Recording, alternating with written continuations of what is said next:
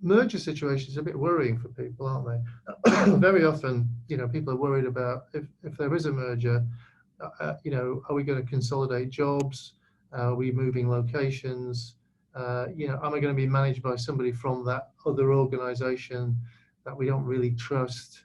There's all sorts of things going on. So the risk is that during that period, the better people who are probably in demand anyway, headhunters are already around them are getting calls and saying, well, you might want to think about there's a role here with X, Y, and Z company. So I think one of the biggest risks is actually that you lose people. But the other risk is that you lose energy, because people start, worrying, and their what you would call their discretionary energy begins to, deplete it, and they start doing the very bare minimum instead of continuing to be kind of behind the game, behind the business. I think the other thing about it is that, of course, if they've got a new leader at the top of the business, and it's not clear what the business is about. We know from our research one of the key things that you want is vision and goal clarity.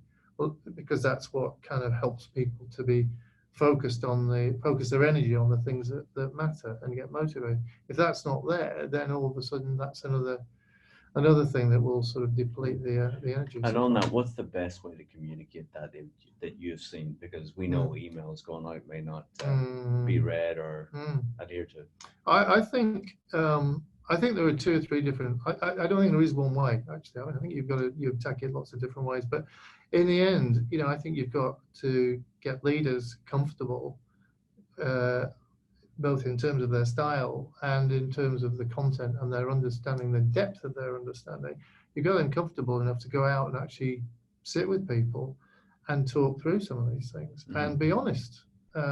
Now, I think the difficulty we have in a lot of businesses is that leaders are actually, and I have to say, there's probably more men than women, are really not very comfortable about sitting in a room with people who might ask them awkward questions.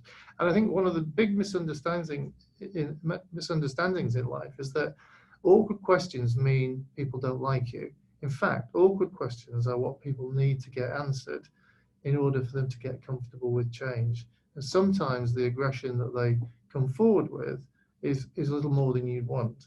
But without that kind of open dialogue and that sort of that two-way, um, honest, open dialogue, it's very difficult to get these things through. But I think that's why I think we use video quite a lot. Video is a very good medium for getting across ideas in a relatively short period of time and consistently across a population.